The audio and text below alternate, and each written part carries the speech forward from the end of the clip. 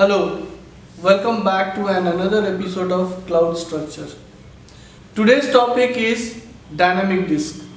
So, my name is Amarnath Mishra and I warmly welcome all of you to our channel, that is Blue Crest College BCC Broadcast. See, today's topic is dynamic disk. So, we are going to learn about the dynamic disk features. In most of the cloud structure or server environment, dynamic disk is used because of the redundancy feature, that is called RAID, redundant array inexpensive disk or independent disk. So when we have RAID implementation, it works with the multiple number of disk storage, which can combine to form more than one disk, and it can be able to store more than one disk data. So there are a lot of configurations of disk, that is for the redundancy: simple volume, spanned volume, strip volume, mirror volume, RAID level 5, and there are another RAID levels are there. For configuration of dynamic disk, we are going to configure the simple volume and spanned volume. So we'll first check the connectivity between the servers. So I will first ping 10.0.0.1, and you can see that the system is pinging very well. It is responding. Now we will check the node 2 also with the ping command, that is ping 10.0.0.2, and it is also replying properly, and connectivity is established for both the nodes in the server where we are implementing that dynamic disk configurations. So we'll take the remote connections of the node 2 server. So we'll go for MSTSC, that is we will take the remote connection, that is MSTSC /v, and we'll put the address, that is 10.0.0.2.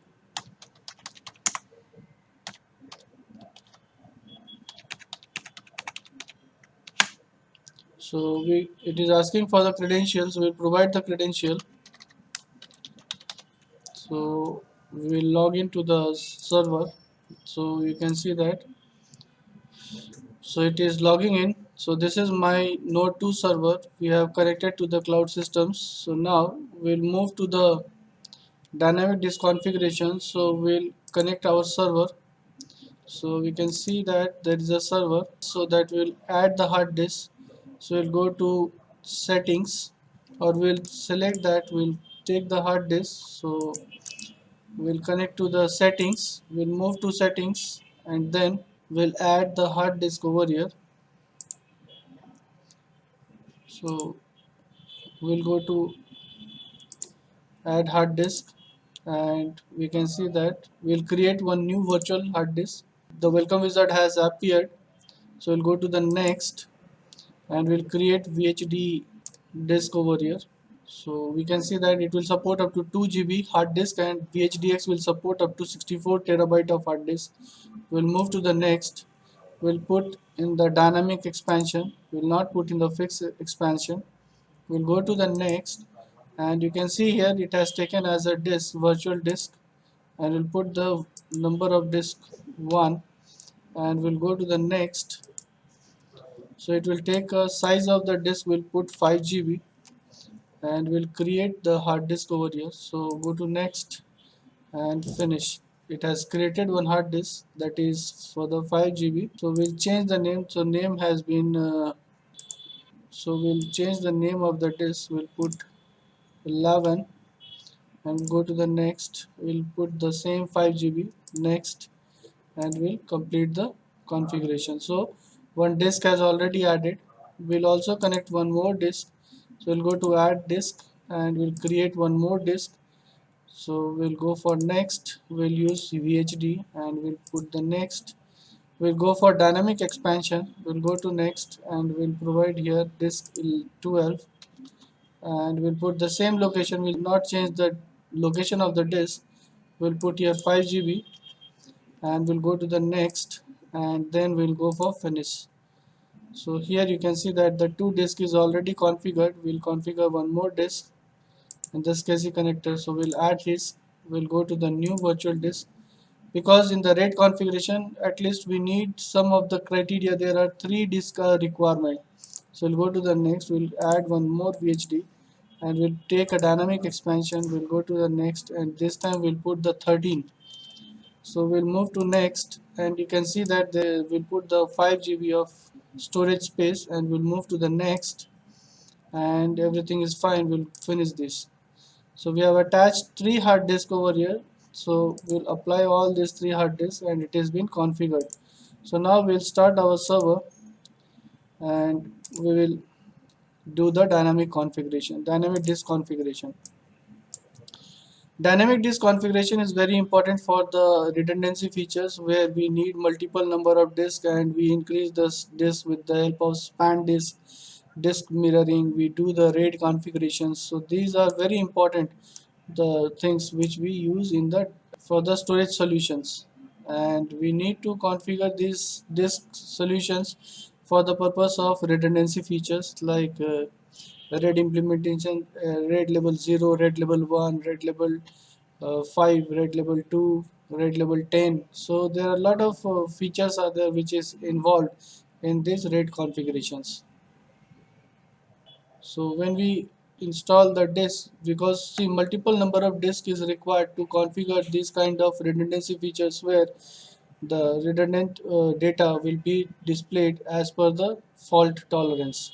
Whenever the fault is occurred, it will tolerate with the data, and it will be displaying the data informations whenever the system goes under the issues like your crashes of hard disk, and it will be tolerated with the redundancy hard disk. So we'll log into the system. So it is already prompted me to the login. So we'll log into the system now. We will.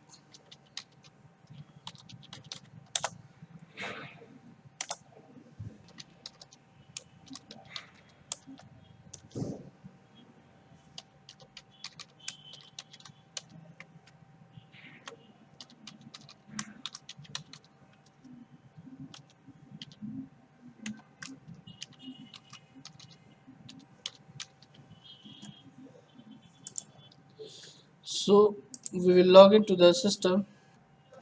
So system is ready. Now we'll move to the RAID configuration. For that, we'll move to the disk configuration. For that, we'll go to the disk management. So we'll go to disk mgmt.msc, and we'll hit the enter. So you can see here the disk is already configured here. So we have 3 disk over here. So disk 1, disk 2, and disk 3 is there. So if you check with the disk configurations and the drive information, there is only one drive is there, that is C drive. Now we are going to show you that how to configure these disks. So we'll first right click, initialize the disk. So we'll prepare online. So you can see that this will be initialized, and all are in the MBR. So we have configured first disk. Similarly, we'll do the second disk. We'll prepare the disk online, and then we'll configure it, initialize the disk. So disk 2 will be also coming in the MBR disk configuration, that is it become online.